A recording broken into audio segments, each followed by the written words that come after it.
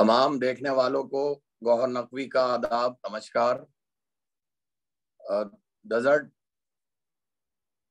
Stories के platform पर आज जो हमारे मेहमान हैं, मैं उनका इंट्रोडक्शन तारुफ करा दूं।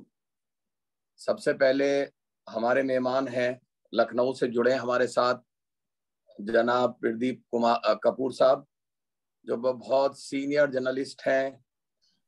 Pioneer, blades news, hard news magazine और उसमें ये रह चुके हैं, उसमें काम किया है। और लखनऊ कॉफ़ी हाउस पर आपने बहुत एक बुक लिखी है और राम जन्मभूमि और बाबरी मस्जिद केस को कवर किया है और आज शुरू से आखिर तक। और आजकल ये इंडियन न्यूज़, इंडिया अगर प्रेस मैं गलत एजेंसी, नहीं, IPA, India press news agency. Agency, जी, इंडियन प्रेस एजेंसी से जुड़े हुए हैं। दूसरे हमारे मेहमान हैं सुधीर मुशरान साहब, इकोनॉमिस्ट हैं और आईटी डायरेक्टर रह चुके हैं। और तीसरे हमारे मेहमान हैं आसिफ नकवी साहब। ये ट्रेनर, एक्सपर्ट ट्रेनर हैं, ये जो प्रोफेशनल्स को इंडिया और इंडिया के बाहर ट्रेनिंग देते हैं और पॉलिटिकल एनालिस्ट हैं। फाइक रजा साहब जो हैं, ये एक पॉलिटिकल घराने से हैं और ये भी पॉलिटिकल एनालिस्ट हैं। मैं आप तमाम लोगों का डेजर्ट स्टोरीज के प्लेटफॉर्म पर इस्तकबाल करता हूं, वेलकम करता हूं, स्वागत करता हूं। मैं सबसे पहले सुधीर मुशरान साहब से मुखातिब हूं।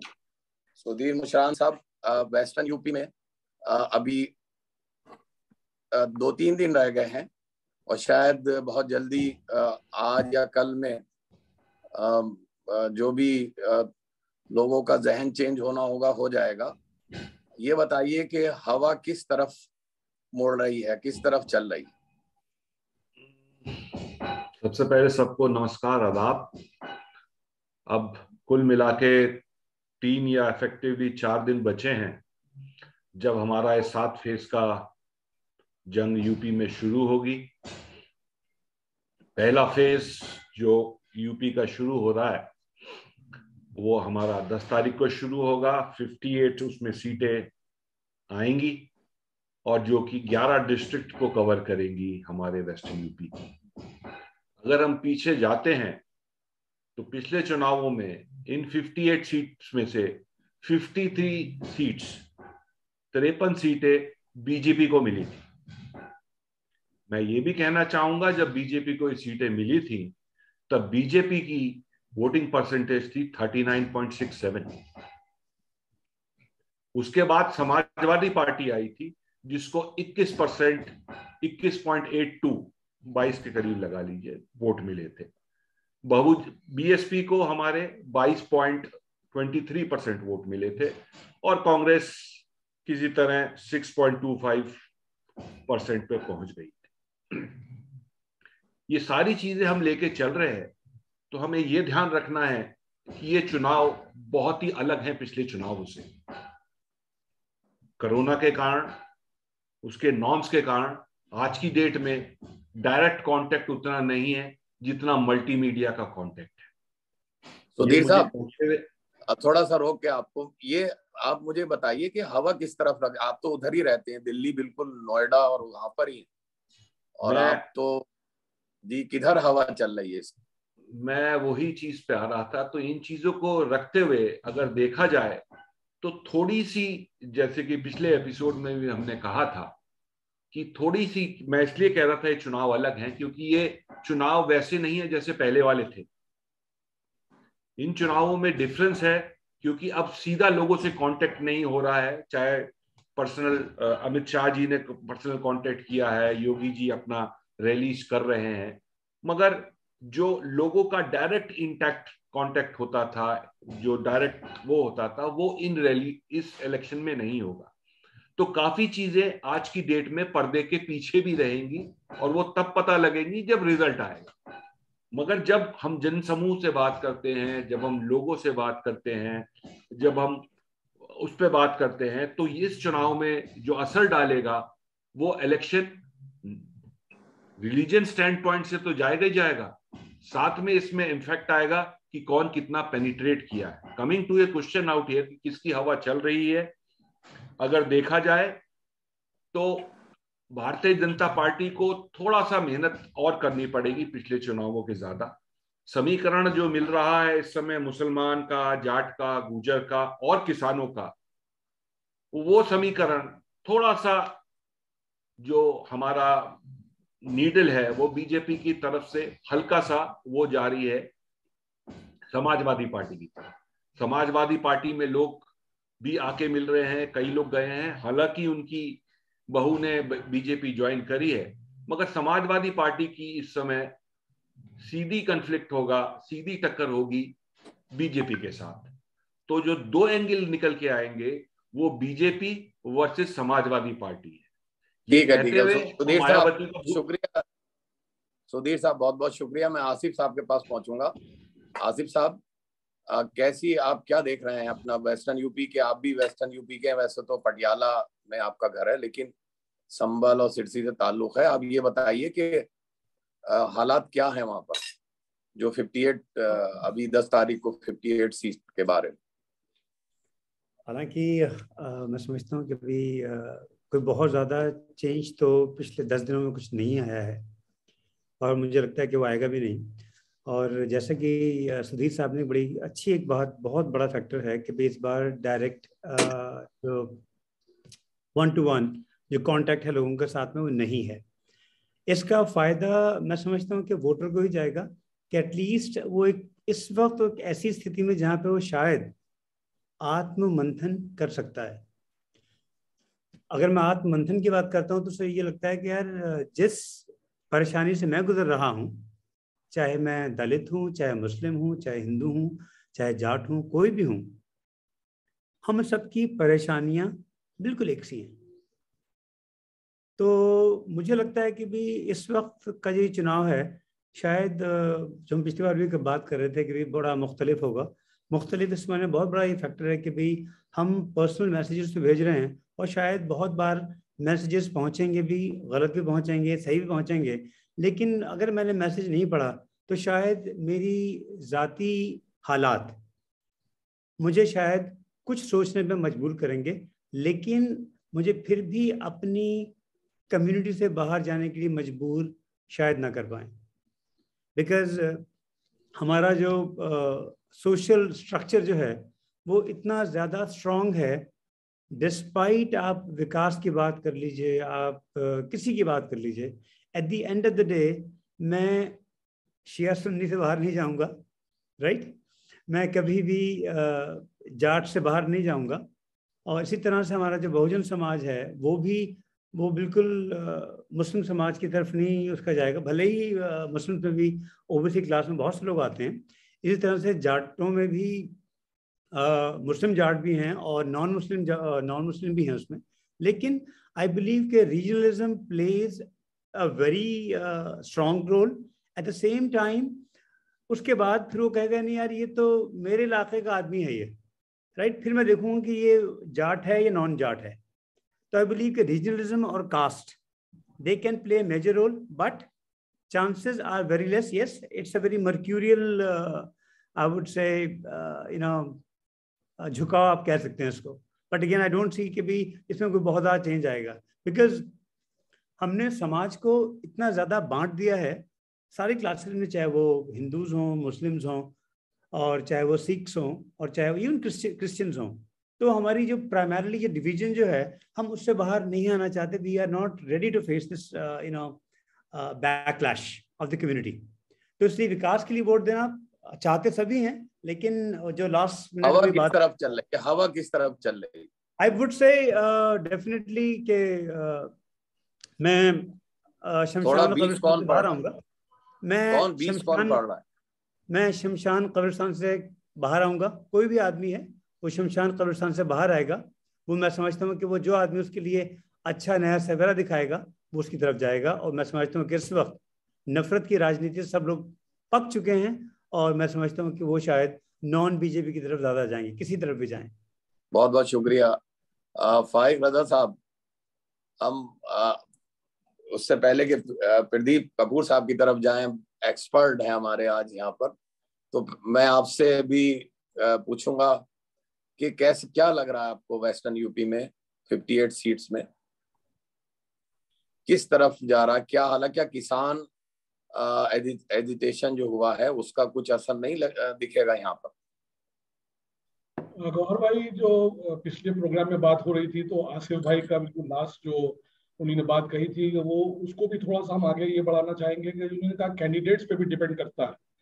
जैसे कांग्रेस है वो अजीब अजीब कैंडिडेट्स खड़ी कर रही है, या कहीं को वजह शिया सुन्नी बात हो रही है, तो कैंडिडेट्स पे तो फर्क पड़ेगा ही।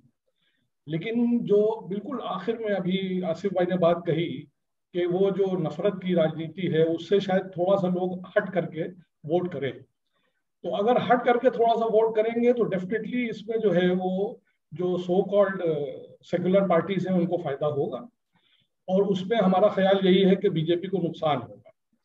इसलिए कि एक सीधी सी बात है वो ये है कि अगर ये जो मजहब के ऊपर जो इलेक्शन होता है, जो मजहब के ऊपर होता है, वो ज्यादा दिन चल नहीं पाता है। और यूपी के इलेक्शन की जो सबसे बड़ी बात है जो जल्दी से मैं आपको बताऊं इसलिए कि हम सबको प्रदीप भाई को सुनना है, वो ये है कि यहाँ से जो 425 सीटें हैं उसकी वजह से राज्यसभा में इतने मेंबर जाते हैं कि वहां का इक्विलिब्रियम भी हम लोग बिगाड़ सकते हैं।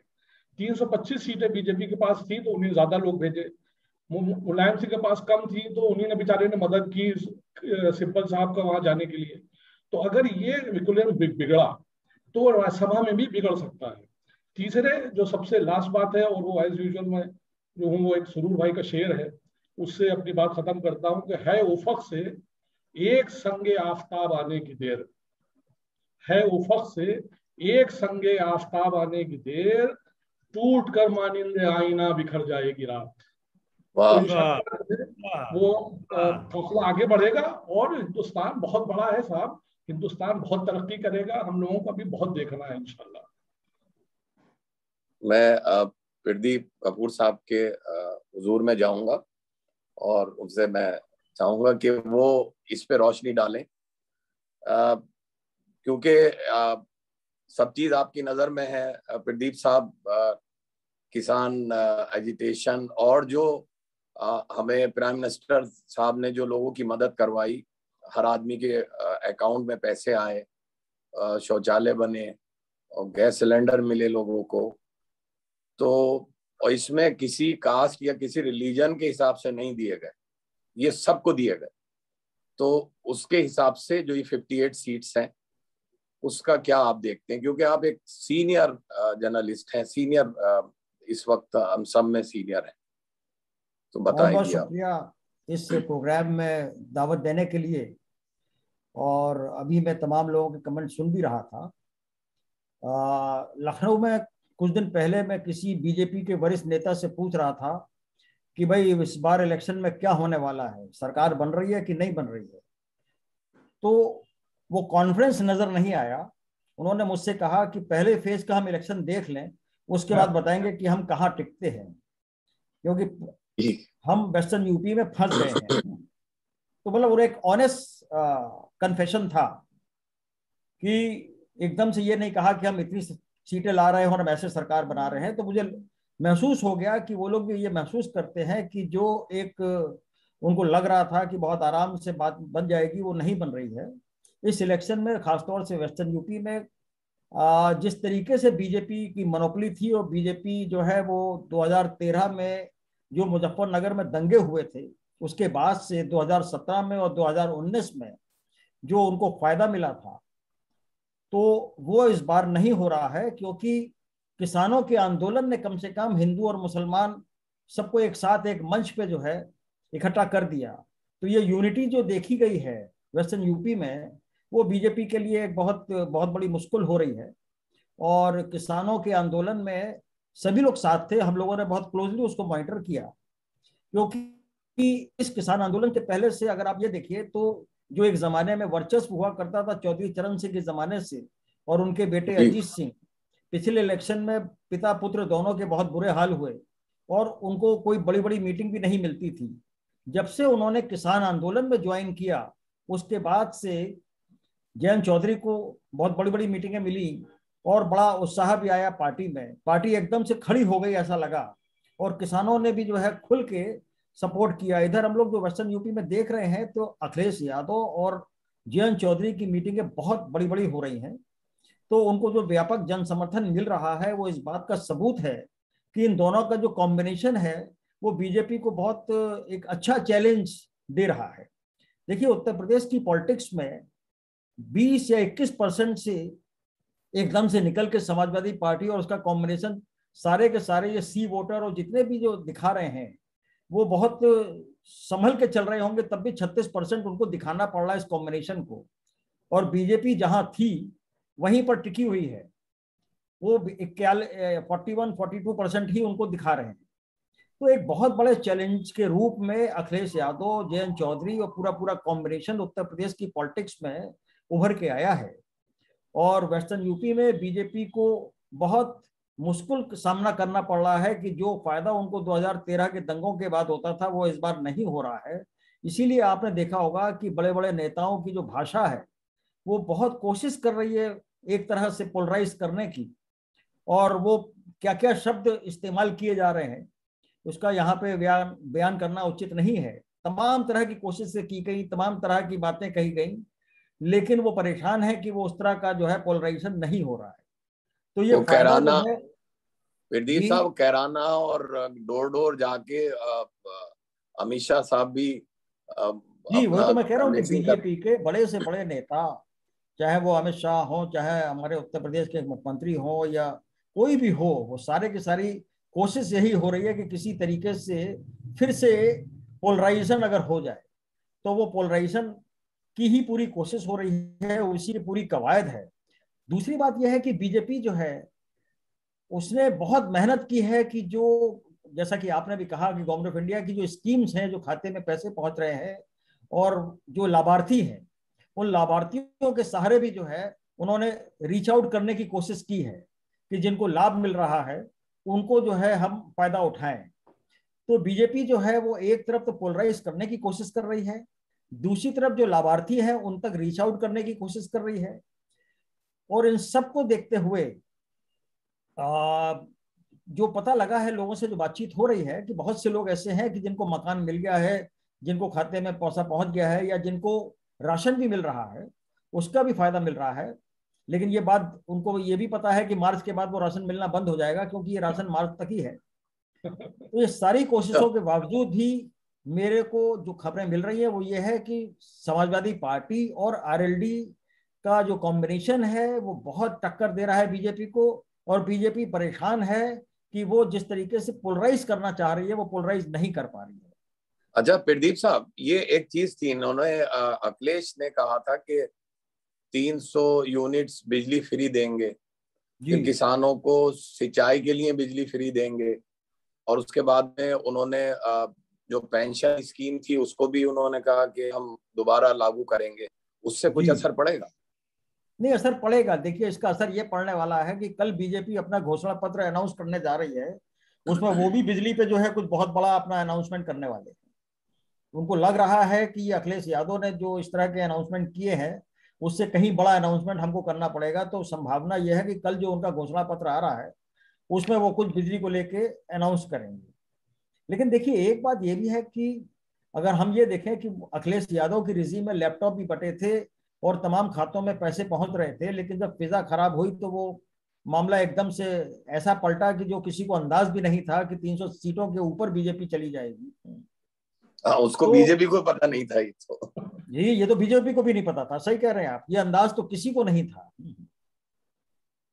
तो लेकिन as of now western UP में समाजवादी पार्टी और आरएलडी का जो कॉम्बिनेशन है वो बीजेपी को बहुत टक्कर दे रहा है, बहुत परेशानी में डाल दिया है, जिसकी वजह से बीजेपी और संघ परिवार के जितने भी ऑर्गेनाइजेशंस हैं उनके पास रिसोर्सेज बहुत हैं, वो सब उन्होंने मोबिलाइज कर लिए हैं वोटर्स को रीच आउट करने के लिए। क्योंकि जैसा कि आजकल ना रैली हो रही है ना मीटिंग हो रही है, तो रीच आउट करना भी बहुत मुश्किल है, लेकिन फिर भी डिजिटल मीडिया के जरिए और भी तमाम अपना वो पहुंचने की कोशिश कर रहे हैं। आज देखिए बिजनौर में मौसम ठीक था, लेकिन प्रधानमंत्री जी ने जो है वो अपना प्रोग्राम कैंसिल कर दिया। तो जयंत चौधरी ने कहा कि बीजेपी का मौसम खराब है, क्योंकि वहां तो बहुत अच्छी धूप खिली हुई है, बहुत बढ़िया मौसम है। क्योंकि हमारे भी मित्रों ने जब बिजनौर फोन करके फोन किया तो पता चला बहुत बढ़िया मौसम है। तो जयंत चौधरी ने उसकी चुटकी ली, उसने कहा बीजेपी का मौसम खराब है। तो आज वो गए नहीं, आज वो वर्चुअल मीटिंग कर रहे हैं।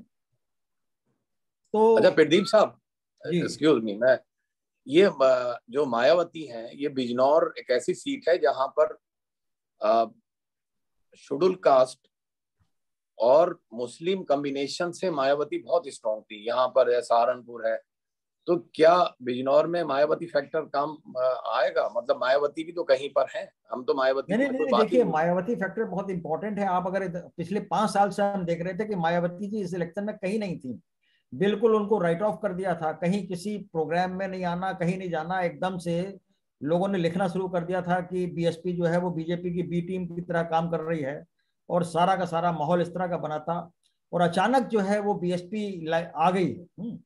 और फिर से जो है वो अपना कैंडिडेट भी दिए हैं और अपना पूरे तरीके से कैंपेन भी हो रही है। तो बीएसपी को देखिए बड़ा मुश्किल है उसको प्रिडिक्ट कर पाना, है ना। तो उनके जो वोटर हैं वो निकलते हैं और अपना जहां हाथी देखा उस पर वोट करते हैं। तो बीएसपी भी देखिए मुझे लगता है कि ठीक ठाक करेगी। मतलब उसको एकदम से राइट ऑफ करना या एकदम से ये कह देना कि नहीं वो खत्म हो गई, ऐसा होता नहीं है। क्योंकि बीएसपी को प्रोटेक्ट करना उत्तर प्रदेश की राजनीति में बहुत मुश्किल रहा है। मुझे याद है 2007 में उन्होंने अकेले दम पे अपने आप सरकार बनाई थी, तब भी लोगों को नहीं लग रहा था। तब लोग उसको एनालाइज कर रहे थे कि ये कैसी सोशल इंजीनियरिंग हुई कि जिसमें सारे ब्राह्मण जो है उनके साथ चले गए, या क्या हुआ। उसको लोग एनालाइज ही करते रहे। तो बीएसपी को एनालाइज करना बड़ा मुश्किल है, लेकिन वो भी एक फैक्टर रहेगी इस इलेक्शन में।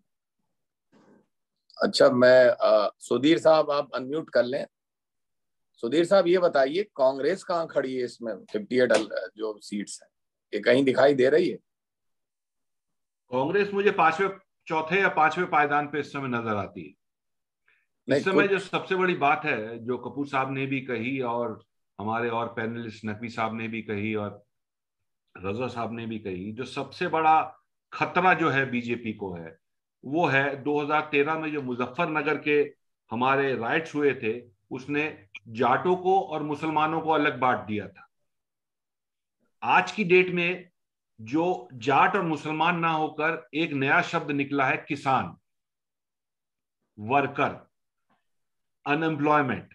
तो ये सारी चीजें जो हैं ये इंपैक्ट करेंगी, क्योंकि जो वोट टूटा था, जैसे हमारे कपूर साहब ने कहा था कि एकदम बीएसपी आई या बीजेपी आई, बीजेपी का जो वोट 39% आया, वो सारा वोट जो मेजर बैंक था, केवल एसपी को 4% का नुकसान हुआ था, बीएसपी को 4-5% का नुकसान हुआ था। वो बेसिकली कांग्रेस का एक ऐसा वोट था, जो तबका था, जो मुसलमान and OBS, other backward class, जो कि मायावती के साथ भी जाके जुड़ता था। तो वो जो पोर्शन था, क्योंकि 100% कोई भी एक तरफ नहीं जाता, 80% ओबीएस चले गए, 80% जाट चले गए, 80% दलित चले गए, वो 20-20% करके जब वो ऐड होता है तो वो इम्पैक्ट डालता है।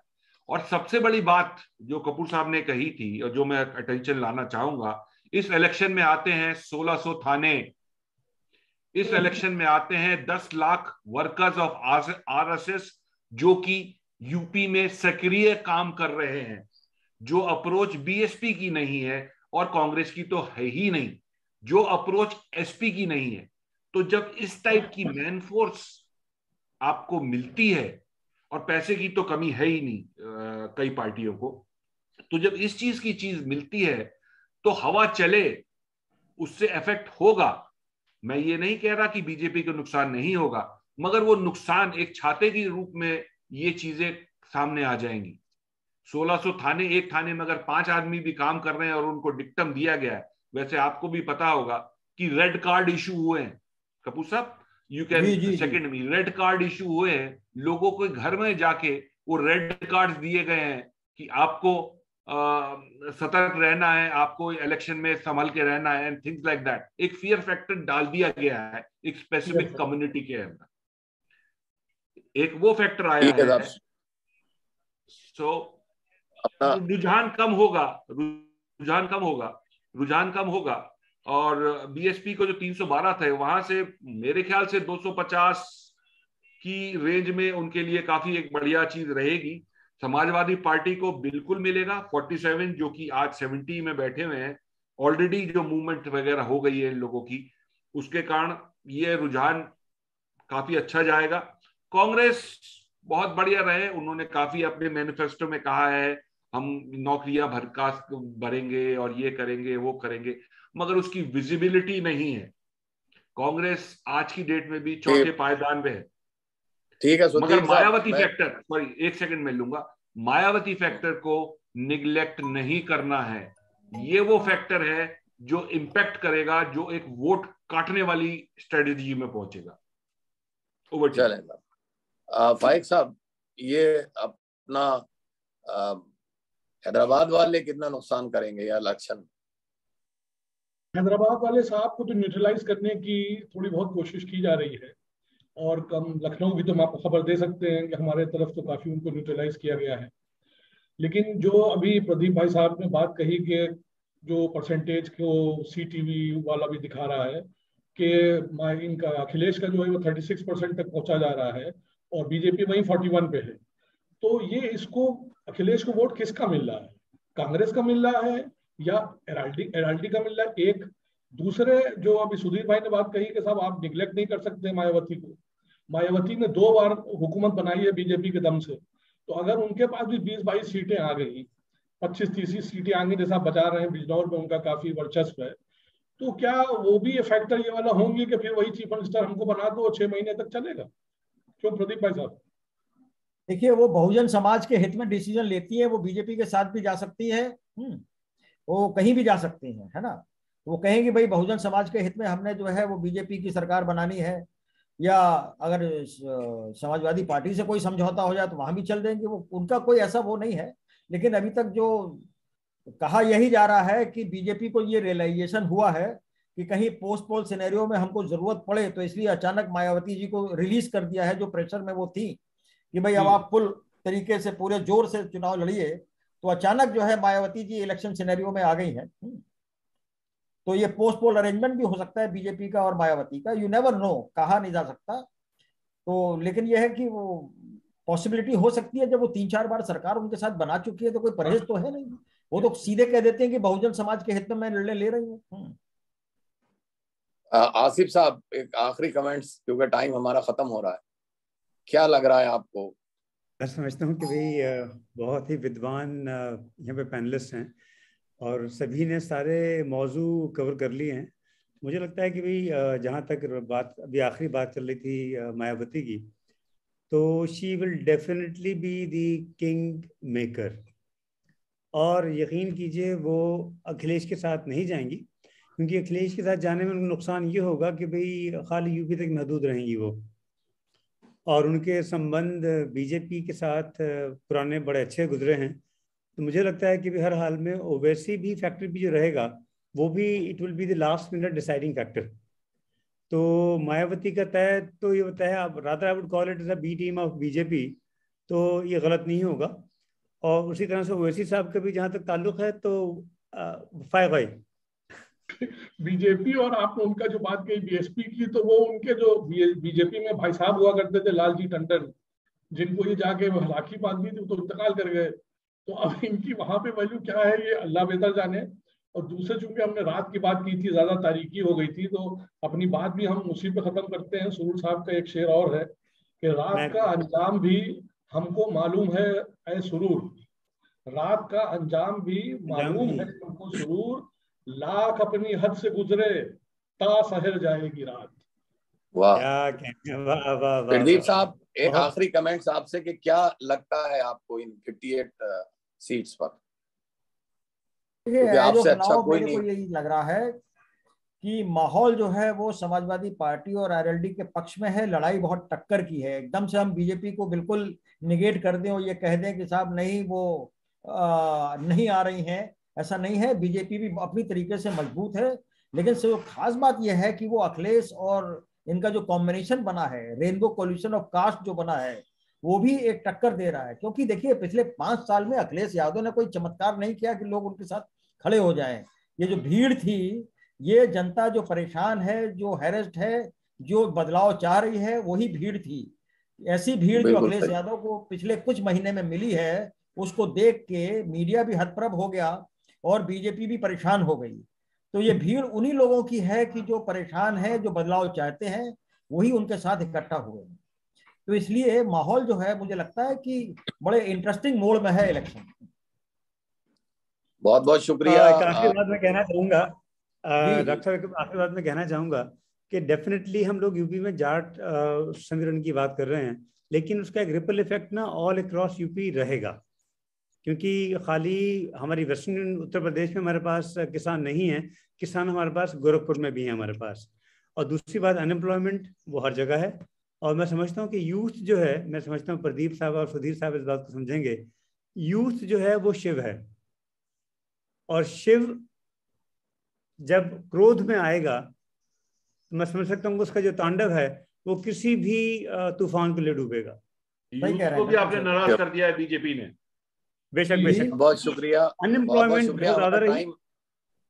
हमारा टाइम खत्म हो गया। बहुत बहुत शुक्रिया प्रदीप कुमार कपूर साहब, मैं आपका ममनून और मशकूर हूँ कि आपने हमें इस प्लेटफॉर्म पे आके हमें टाइम दिया। बहुत बहुत शुक्रिया कि आपने बुलाया। नहीं नहीं नहीं, तो बहुत बहुत शुक्रिया फाइक रजा अंसारी साहब, आपका बहुत बहुत शुक्रिया। सुधीर मुशरान साहब और आसिम नकवी साहब, बहुत बहुत शुक्रिया।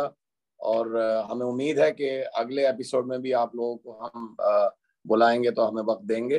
तब तक के लिए जय हिंद, खुदा हाफिज। खुदा।